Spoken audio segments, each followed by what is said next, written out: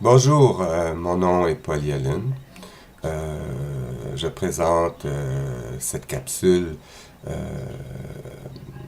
pour dénoncer la honte que nous, victimes d'actes criminels, euh, que l'on vit, ne devrait pas être.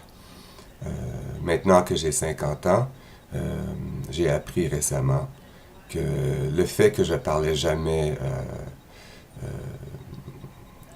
aux proches, mes amis, les connaissances,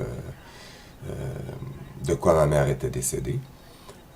Parce que j'ai finalement réalisé que c'est parce que j'avais honte. Et je ne devrais pas avoir honte. Vous allez apprendre pourquoi aussi que je m'appelle Paul David Yellen. Yellen étant nos ancêtres. Vous allez apprendre pourquoi que je me présente sous ce nom-là dans les réseaux sociaux. Vous allez apprendre également plus sur moi, comment j'ai pu réussir dans ma vie, comment j'ai pu passer au travers de ce drame, ce secret gardé profond en moi. Et vous allez apprendre aussi que vivre dans le mensonge, euh, ça a pour conséquence de développer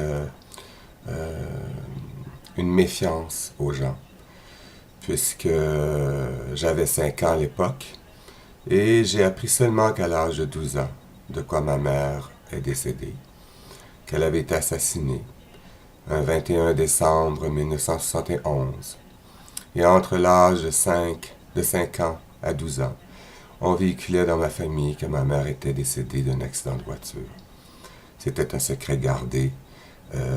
On n'avait pas le droit de me dire quoi que ce soit au sujet de la cause du décès, à part de dire qu'elle était décédée d'un accident de voiture. À l'âge de 12 ans, bien, j'ai appris la vérité, enfin. Il était temps. C'était un choc, un gros choc émotionnel. Parce que entre l'âge de 5 ans à 12 ans, ben, j'ai connu l'assassin. J'ai aimé cette personne. J'ai même beaucoup aimé. Je l'ai même aussi adoré. Et quand j'ai su la vérité à l'âge de 12 ans, bien, tout s'est dégringolé. Par la suite, bien, on peut dire que c'est une survie. On est un peu égaré. On cherche toujours à répondre à la question pourquoi.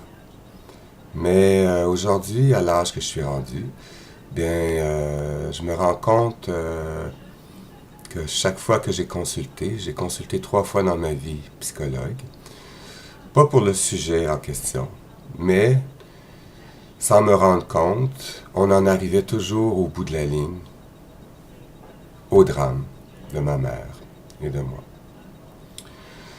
C'est pour dénoncer aussi que on ne doit pas avoir honte.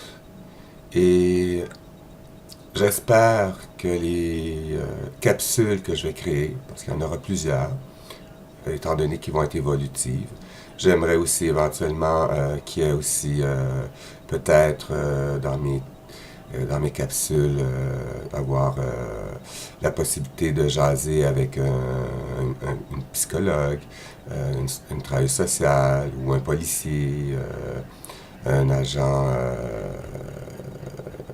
ou intervenant auprès des criminels. Parce que le but serait que les capsules puissent se rendre en prison pour toucher les criminels qui ont assassiné des gens. Qui se rendent compte à quel point ils ont pu détruire la vie de ceux qui étaient proches de la victime. Et puis, et les conséquences que ça a eu dans la famille et autour de soi. J'espère également, plutôt, excusez-moi, que les capsules pourront se répandre à travers le monde.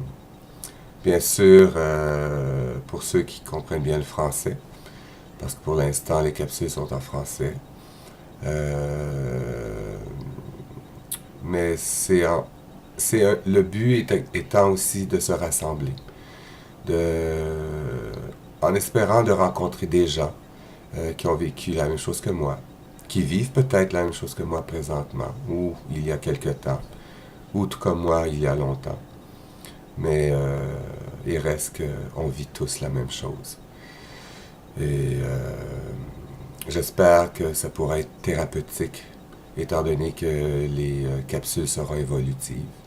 Vous apprendrez comment j'ai utilisé des outils pour m'en sortir, comment j'ai pu aussi réussir dans ma vie, dans mes carrières, parce que j'ai eu plusieurs métiers.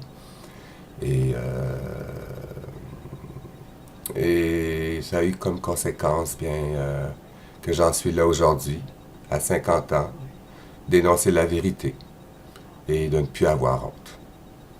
Là-dessus, je vous laisse et on se voit pour la prochaine capsule. Merci. Bonne fin de journée.